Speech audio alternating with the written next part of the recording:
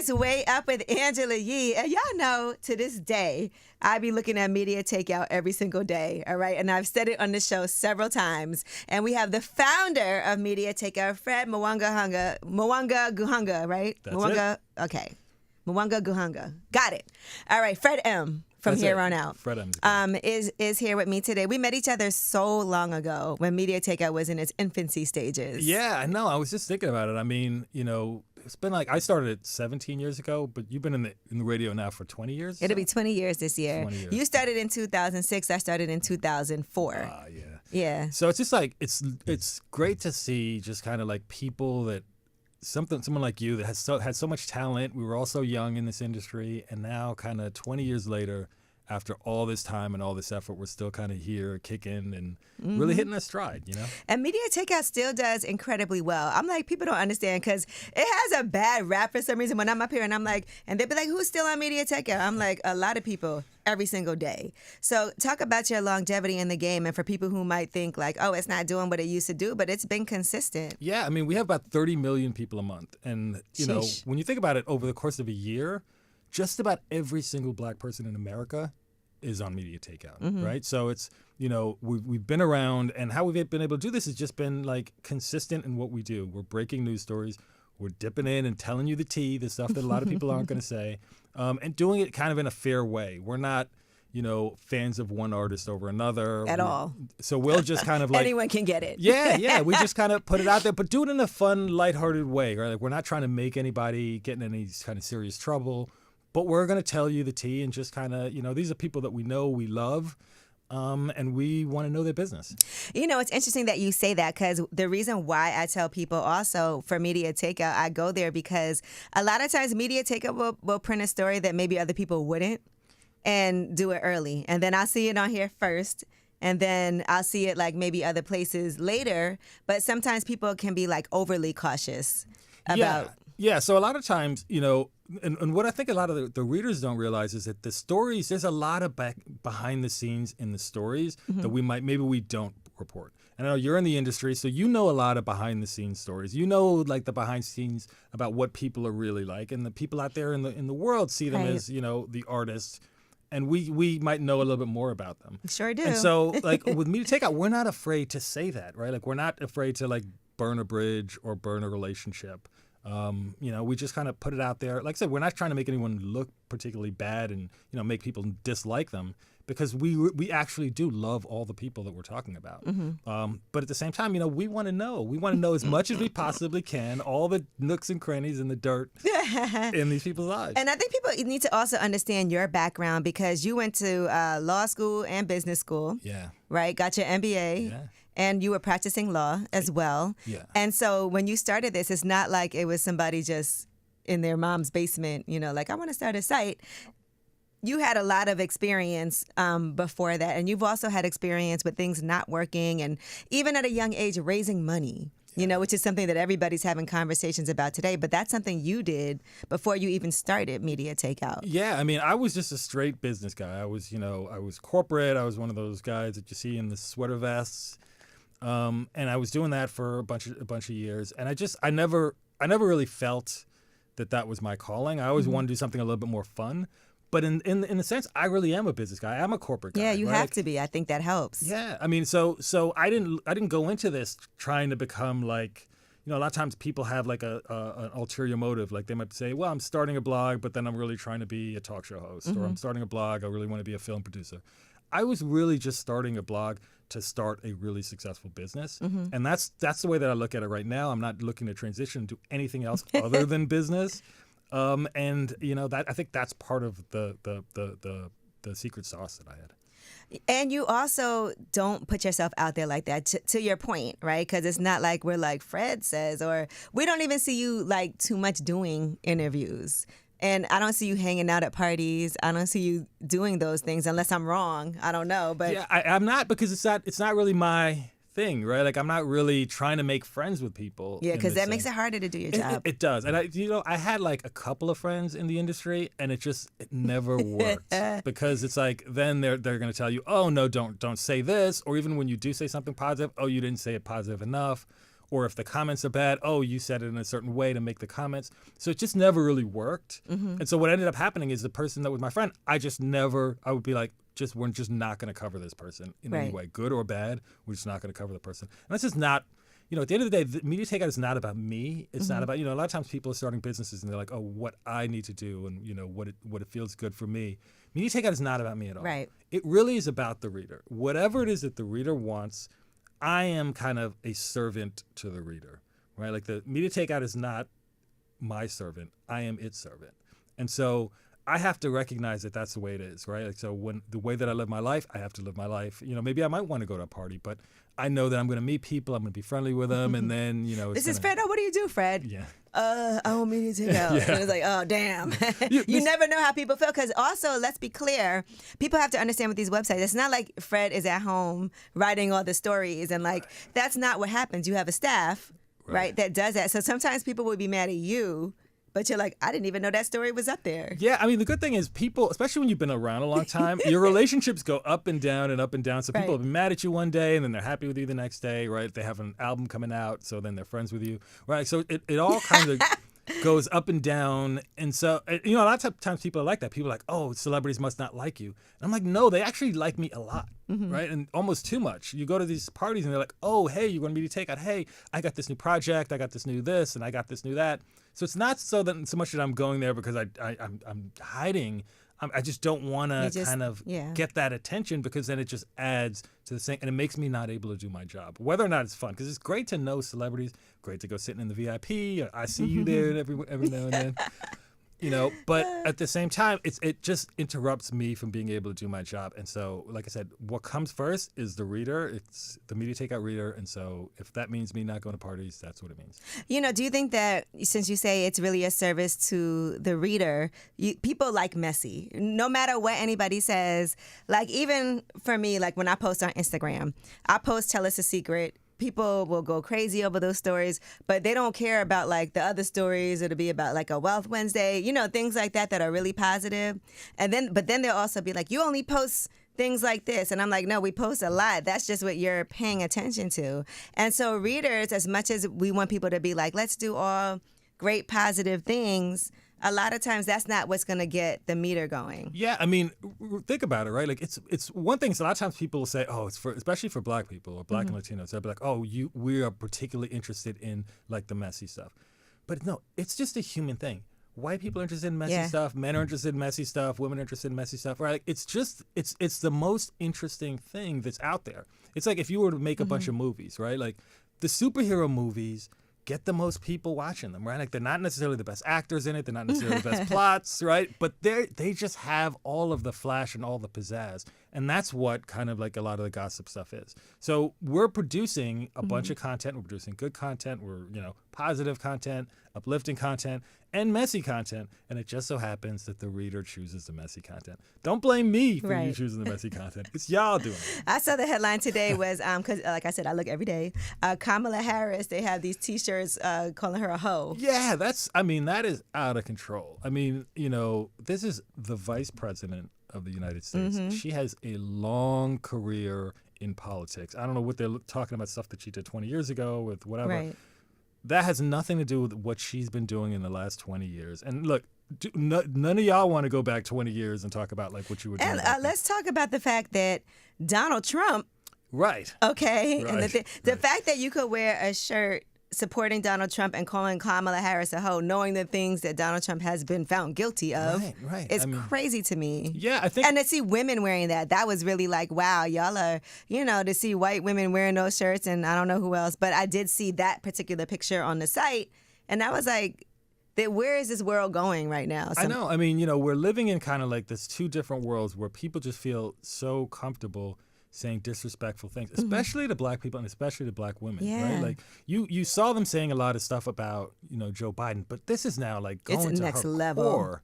And you can only imagine if she wins what, we're going to have to deal with. Just think about what Michelle Obama had to go through as President Barack Obama's wife. Right. And people were saying awful, nasty things about her and how she looked. I mean, it's going to be like, a hundredfold. Now, let me ask you this, because, with elections coming up, and there's always elections, how responsible do you feel like you have to be when it comes to those types of stories? Because there is so much information out there. A lot of times that information is not real. But when it comes to covering politics, obviously there's some sensationalism and there's like rumor stories and things like that that's more gossip oriented. But as far as making sure that people are informed, do you feel a responsibility to do that? Absolutely. I mean, I think that we always want to put out the message. It's always 100%. I mean, our forefathers, our ancestors put their lives on the line for us to vote. We have to honor them and go out and vote. And I think for Black people, that's especially true. And so we're always pushing that out there. And the messaging you want to put out, obviously, the vice president has her messaging out there, and we're obviously covering that. But I think today, that story that you talked about today, that's a way to kind of introduce politics and what's going on in politics, why it's important to vote for Kamala. Right. Or vote at all. I mean, if you're going to vote for Trump, I guess. Yeah, I'm not going to tell you who to vote for, but right. I'm going to tell you who not to vote for. Right. It's a way of introducing politics in a way that kind of resonates. It's it's slightly sensational, but it's what's in fact happening out there. Right. There's actual pictures of people wearing these shirts. Right. This is what you're voting against. This is why it's important to vote, because these are the people that these are the ideas that you are voting against when you're going and voting for Kamala. And I think that's the way that we're looking to do this, right? Like you want to introduce it in a natural way, in a way that's organic to the kind of content that you create, and it still kind of puts out the messaging that the importance of kind of engaging in politics. Now, I want to ask you, with any website, any entertainment site, there's going to be times when lawsuits happen. Yeah. I don't think anybody has ducked that smoke. Oh, no. Okay. So how do you prepare for that, knowing that every now and then it's going to happen? What do you do for anybody listening to get some information on if you're maybe starting something like this? How do you make sure that you're ready for that? I think the first thing you have to do is you have to focus on the truth, right? So I think that there's a good amount of overlap between being loyal to your audience and protecting yourself from lawsuits. And that's just kind of like reporting the truth, and don't try and kind of take things too far. So I think a lot of times when we're reporting on celebrities, we hold back a little bit, right? Like, so maybe you might know enough to put them in prison, but you might allude to it. You're not going to put everything out there. Because a lot of times if you back someone into a corner, that's when they're going to come after you. Right. So if you're going to say, I'm going to lay out the exact reason that the FBI can now look at this and put you in prison, well, that person has no choice now but to bring a lawsuit. But if you kind of take a step back and you don't completely go in and take someone down, that's there. And why I say that ties into the audience is, a lot of people think that the audience really likes they want to know everything. They want to know all the dirt and everything. The audience really doesn't. Remember, they want some headlines. But they actually love these people. Right. Like, they actually like these people. And so they don't want to see them go to jail. They don't want to see them, destroyed. They don't want to see their career ended. They might just want to, wallow in the messiness for a little while. Girl, you heard. Yeah, it's a little girl you heard. Oh, you heard, I know that. But they don't want to see them really destroyed. And so I think a lot of times you have people, and a lot of times people, you see it on social media, they really kind of get personally involved in it, and they really try and take them down. They start launching personal attacks. Oh my God. There's nothing personal about this, right? Like, you're literally reporting news, like launching personal attacks at people. I think when you start going down that road, you're asking yourself for trouble, because you give them no choice but to come in. Yeah, because I see the Kim Kardashian situation. You guys had to retract that and apologize. Yeah, I mean, what was the legal aspect of that? Like, why did you, in that case, because she was planning to sue, and I know her money's long. So, she did sue. She did sue. Right. Mm-hmm. Yeah. So I think at that time, we were a little overzealous in a lot of our reporting on there. And I think, there was, when she brought the lawsuit, obviously we got our lawyers involved, and they were like, oh, maybe we could fight this or whatever. But I looked at it and you have to, as a human being, just look at it and you say, okay, well, what did we say, and were we wrong in what we were saying? And after I looked at it, I was like, you know what? We were wrong on this. We shouldn't, we took it a little bit too far. We were making implications that were there that clearly weren't in fact true. At the time, we didn't know it was true, but it didn't matter. And I just said, you know what? This is a woman. She'd gone through a robbery. She was traumatized. I was like, you know what? Whether or not we could win this lawsuit, this is not the right thing to do. Right. And so I just said, you know what? We're just going to fall on our sword on this. We're going to apologize. We're going to say that what we did was wrong. And then we're just going to kind of work it out. And that's exactly what we did. That was the right thing to do. And so, like, I think a lot of times people are just so caught up in, the legal thing, and I'm going to legally maneuver this way or that way. You can't do that. If you do that, you're going to end up paying your lawyers a lot of money. Right. And, Let's just get it over with. Yeah, you just and it's okay to be wrong. Right. That's the whole There's thing. no way in this business there's not going to be times that you were wrong. Right. And when you are wrong, you have to just kind of open up to it, own it, and you have to just apologize to the person and hope that they accept it. All right. And, other things that I wanted to talk to you about was just your business savvy as far as launching this, right? I think it is important there's a lot of people that are like now, okay, I want to start my own site. People have that on their Facebook page and things like that. One aspect that has been tough for people lately is pictures. Right? You can't just use pictures. I know at iHeart, they always tell us, listen, we only have a certain amount of pictures we can use. You have to license this, you have to license that. But it didn't used to be like that when you first started. Yeah, the internet used to be the wild, wild west. So how did you manage to navigate through that? Because you either have to, take those down, or how does that work? So I can tell you that we probably pay $500,000 in pictures a year. Sheesh. So that's, yeah. We might have to start a picture company. Right. So we pay thousands of dollars for these pictures, and we happen to, we've been around for a while, so we have the means to do it. But it's part of the industry. Right? Like I think when we came into blogging kind of in the beginning, it was a young industry, and so we weren't really following the rules. We were just kind of bending every rule that we could to kind of. And sometimes rules got made a little later too. Yeah. And so over time, as you start to mature as a business, as an industry, that's when the rules start coming in. And if you're not following the rules, you might get away with it for a couple of years. Eventually, it starts coming. And then you start building, and at some point you get to the mature company, and you have it. So, but what I'd say to anyone out there is you just got to follow the rules. If there are companies out there, obviously we're paying a ton of money for photos, for premium photos, but there are a lot of companies out there that will license the photos for less. If you can't do that, maybe you can show up to events and take photos. Have a picture. Maybe you can ask if you see a picture on social media, you can ask them to buy the photo. So there are ways to do it, and just kind of following the rules and following the law. That's the kind of the best way to do it, because if you don't, they will get you. Yes, they will. People have lost their whole entire site because of that. And then you have a different ad model too, as far as ads to support the site. So I want you to talk about that a little bit, because this is something that people also need to understand, as far as even with podcasts, people are like, I need to get ads, I need to get this, or if they have their own thing going on, they want to get advertising. So tell me about how you've gone about with your advertising. So advertising on the web goes one way, and then on social media, I think, goes a little bit differently, but similarly. So on the web, if you have a website, you can do advertising either going directly to brands. So I can call up, Angela and say, hey, Angela, put out an ad on my site. And you pay me, and then you put it on the site. And that's typically how most ads are done on social media. And there are companies out there that will reach out, especially if you have following or you have whatever, and they'll say, hey, we want to put an ad on your site, and you negotiate a one-off kind of price, and you kind of go from there. And I think that's a good way to start for, I think, a lot of people. Once you start getting more and more or bigger and bigger, then it just gets harder to kind of manage a lot of that. And they have systems, which is kind of like the stock. When you think of the stock market, it works kind of like that. You take all of the inventory, so you basically take your site and you put it up on the stock market, and all the different companies could then bid real time and buy ads on your site. And so when you do it that way, it just makes it a lot easier. You can have way more ads on your site. You don't have to have kind of the overhead of a large ad team.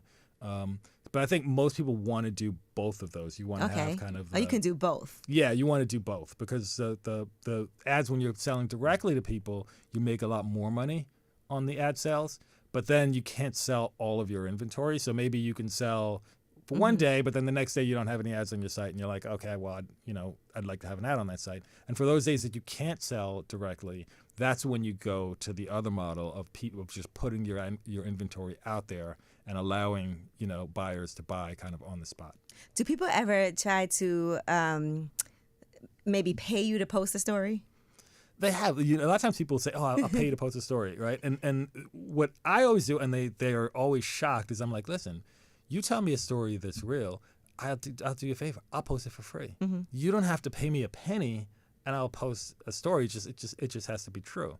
So, and I think a lot of times people are like, "Really? You'll post a story for free?" And I'm like, "Yeah, right." Yeah. So a lot of times people are like, "Oh, blogs will pay you to do this and that," and like I said, at the end of the day, it really isn't about me. If it was about me, I'd be like, "Okay, give me that. I'll take that. I'll take that." All terrible stories. Right. So it's really about the audience, right? Like, I truly am a servant of the audience, and the audience wants to know the truth. They don't care about any bag I'm getting on the side. They don't. They're not. Right. That's not helping them, right? They want to know what's what, and so I have to always come back to thinking like that, And the more that you do that, I think it's a weird way of thinking about a business because especially if you go on social media, you hear people talking about businesses. They're always talking about me and I and whatever, and it really has nothing to do with you. You're like, in terms of the business, the business is more important than you. The business is what you're working for.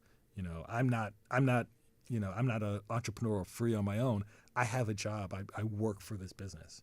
What's been the biggest story so far this year? I would have to assume it's Diddy, but traffic-wise, yes? Okay. It's Diddy. I mean, the thing about Diddy, and it's weird because everybody's talking about Diddy parties, and they're like, "Oh my God, have you gone to a Diddy party?" Like 2 or 3 years ago, like going to a Diddy party was like the highlight of your life. Everybody's right? like, "Did you get invited?" Yeah, right. Because if you went to a party and Diddy was there, you're like, "I'm at the right party." That was like for the last 20 years, and now all of a sudden they're like, "Ooh, what was going on Diddy parties?" So I think it's sad. One that the things that he's alleged to have done. I mean, it's horrible. But I think it's also sad because the things that we've also seen, right? That we've seen, right? Yeah, that's not even allegations. Right. There's clearly a lot of horrible things that this man has done, and I think that's very sad. I think the other thing that's sad is, I remember like Diddy was like my model of like what I wanted to kind of grow into, right? Like when I was even in business school, I was like, I want to be like Diddy. Yeah, right? everybody did. People that named themselves after him. Yeah, you were like, look, this guy, he's cool. He's in the industry. He's young. He's black. He's doing it. And like, to see this icon go down like that, there's just, and I'm not defending him. You're not defending, right. I'm not saying that what he did is right. I'm just saying it's just kind of like a portion of your life. You're just like, damn, this guy is gone. I mean, I guess that's how people felt about Bill Cosby. I mean, Yeah, absolutely. Way. And listen, people still will say he was trying to buy the network, and they'll just say anything. He was. Well, but I don't think that had to do with. Let me tell you, Diddy was, in fact, and I can tell you, he was trying to buy a network. Which one? I'm not going to say that. Let him tell the story. But it's 100% true that he was doing that, and he was raising money, and he was doing stuff, and he had a bunch of things that he was doing right before this happened. Like I said, I'm not trying to put out any conspiracies, but I'm telling you 100% as fact that he had a ton of money, and he was trying to buy a network, and he was trying to do a bunch of other things, and that happened directly right before all of these allegations came out. It's also shocking to me that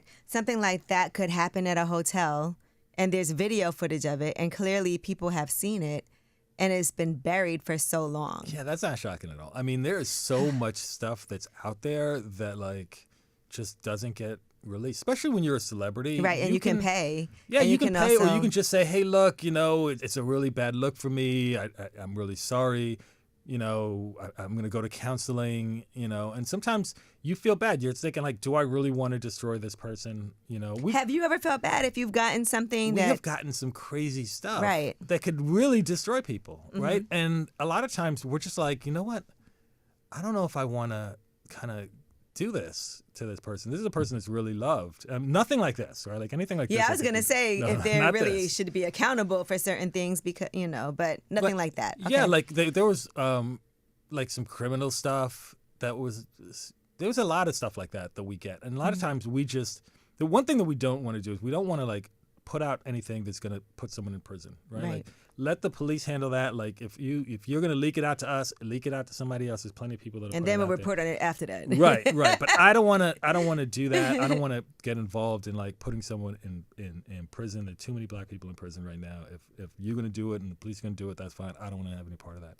And another thing we don't want to do is a lot of times we don't want to do something that's going to really mess up somebody's money. Okay. So a lot of times they'll be like an actor, and they'll say something or do something or whatever. There's a story about it, and it's right around the time that they're negotiating a deal or anything like that. And it's just like these people work so hard to kind of get it out there. Not necessarily even that person.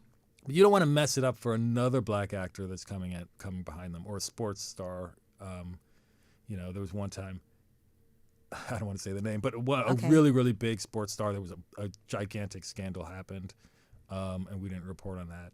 Did other people report on it? No. Oh, wow. So you got the vault. Yeah. So we had, What about, okay, let me ask you this. What if it's a couple, right? A married couple, somebody's cheating and you guys get the exclusive on that? Would you hesitate to put that out because it could potentially break up their marriage? I think a lot of times, remember, we go in on stuff. So what Right. we'll do in that case, like let's say we have someone caught red-handed, dead in the rights on it. What we'll do is we'll report on it, but we'll allude to like the cheating. But we'll give it away where like there's a good number of people that'll read that and be like, oh, that's media takeout. Right. That never happened, right? Like, oh, I don't believe it, right? And there's so much stuff that's on here that I think people will be like, oh, that's on media takeout. That's never true. That never happened. And it's 100% true. Right. Right? Like, you think about it, right? Like, we broke a couple of months ago that Cardi B was pregnant. And the Cardi B came out and she told the press, she was like, I am not pregnant. And then everybody was like, media takeout, spreading lies, fake news, right? And it turned out, obviously, we were right. So there's so much of that goes on that people will literally believe that we were wrong on something. We were 100% right on it. Is it wrong to report on a woman being pregnant before she wants to? Because, you could look at her and see she's pregnant, but I would never have been like, oh, Cardi B's pregnant, because you feel kind of bad. That's like, sometimes women, for various reasons, don't want to announce it until they're in a place where it's like, okay, the pregnancy's safe, and past a certain period. Yeah, I think I get why you wouldn't do it, but look, we gotta make a living but here. We're media takeout. Yeah, we're media takeout. We gotta report on something, right? We're not gonna report on someone going to jail. We gotta There's get nothing left to report on. Right. So where do you see growth going now here? Because I know there's other companies that you have acquired. So talk about that, please. Yeah, I think right now we're in a really interesting space in digital media. I think a lot of people are just down on it. They're like, oh, the internet and specifically news companies are dying or dead. I see the exact opposite. I think that there are tons of really, really strong publications that are out there.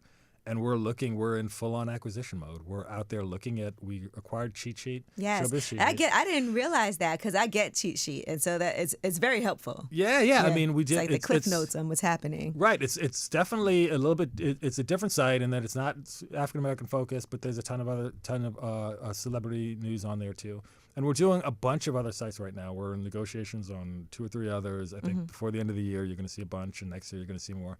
And I think it's really about expanding black media and just believing in print journalism, right? Like, I think a lot of times people just kind of are saying, oh, it's dead.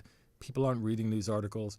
But news articles are kind of the foundation. And a lot of times people say, well, I get on social media. No, but you're not really getting the news from social media. The news is being created by real journalists off social media. Right. And then someone is taking it and then they're talking about it or adding commentary, which I think is very valuable on social media too. But you need to have both, right? Like, you need to have the folks on social media that are providing good quality commentary on it, but you need to have true journalists that are going out there, trained journalists out there doing it. I mean, between Media Takeout and Cheat Sheet, we have over 100 years of journalism experience, professional journalism experience on our staff. And you need people like that are going to go out there and do it. Like I said, you don't have to necessarily believe it, or you say, oh, well, I don't know. But there are people that are following the traditional journalistic ethics that are going out and doing this. And in the era of fake news, you absolutely need that. Yeah, when I see the media takeout stories and no one else has reported it yet, I'm always like, okay, let me do a little research. And then I always have to be like, according to media takeout, because right. I have to get myself just in case. But, a lot of times you guys have been spot on. Yeah, I mean, there's a bunch of stories out there right now. I mean, there's one that we were working on that I'd like to preview with you right now. Yeah, I'm ready. Okay, so, everyone's hearing about Usher, and he just recently canceled his performance. The in kickoff Atlanta. show. Right. So the official word is that he was just tired or ill or whatever. So we did some digging on this, and It is true. So Usher has been spending a lot of time over the summer with his children. He was away, obviously, when he was doing the Vegas stuff. And so he's been really kind of into his family. And so it really is exhaustion. So that's kind of the official, which is true. But now the tea is, so I spoke to a couple of people, and they're a little bit worried about the relationship or the impact that Usher's new wife, Jen, is having on him. They said that Usher in the past would have kind of pushed through this and kind of performed, but it was Jen who convinced him that he needed to take a little bit of time for himself and his family and to not perform. And so there's a growing rift, I think, between kind of people in Usher's kind of management and team and Jen. And I think this is something that I think we're going to see play out over the next couple of weeks. Okay, that's juicy. Yeah. You know, his wife is also, isn't she related to Donald Glover's wife or something like that? Yeah, is she? I know she's been in the industry for a while. You know, they look alike. I think that they're sisters or something like that. Let me double check that. Let me not give MediaTakeOut a fake stories. Somebody gonna fact check this. Dig into that. Okay. No. No, but yeah. So all right, good. We'll be looking for that one. That's okay. She's good. I mean, and I'm just like, I got tickets for him in New York in September. I'm like, Usher, you got to get yourself together. Come on now. You know, if you got to rest through Atlanta, we know that's okay, but just be good when you come to New York. I'm joking. All right. Well, listen, I appreciate you for coming through. It's been too long. I know, Angela. I love just being around you, too. Oh, thank I love you. The energy. That means a we lot gotta to hang me. out, too. Okay, good. That means you can't write nothing on plane. I actually don't mind. I have friends that work at Bossip, and they've definitely done, like, not flattering stories about me, but I don't take it personally because I'm in this space, I understand what it is. Right. You know, I've seen a lot of people write things that I'm like, damn, that's my friend, but I'm also knowing that it probably wasn't them necessarily that wrote it, and that people have a job to do, and that this too shall pass. And so that's what I tell myself when something happens. Yeah, that's the thing too. Yeah. A lot of times, like when something like that happens, they're like, oh my God, this is the end of the world. The thing about the internet is like the life cycle of a story is like 3 or 4 hours, maybe 6 hours. It's certainly not a day. Yeah. And then it's over. People move on to something else. And then you'd be so happy something tragic happens. You're like, whoo, right. Get me out of here. Right. But, you know, that is something that I have learned as far as myself not responding to certain things or giving it too much, because I know, like, once I leave something alone, it's about to go away. And there'll be people that bring it up online and things like that here and there, but it's a bigger story when you give it more ammunition. Right. I mean, think about it too. There are millions and millions of people that love you, Angela, and they listen to you. And then there's like a couple of people that are going to say whatever. No, there's millions that don't. Yeah, no. As well. You know what I'm saying? But it's fine. But there'll be some people. It comes with the job. Right. But I'm just saying, like on balance, there's way more people that love you and like that than the people that are going to say and hold on to this other stuff. And sometimes it's hard to see that, right? Because like our eyes and your mind just fixates on the people that are saying the negative stuff. And so you think like, oh my God, the people, they're really, when they think about me, they're thinking about this scandal or whatever else. But they're not. They're just thinking about, you know, you and all the great things that you do. And that's why they know you and that's why they follow you. Well, see, y'all heard it here. Thank you so much. I appreciate you. We got to catch up more often, though, because this was fun. And, you know, feel free to keep giving me some tea. I don't mind. And I'll keep on looking at Media Takeout. Like I keep on saying, I'll be on there, y'all. Okay? All right. Well, it's way up. Thank you so much, Fred M., for joining us. Way up.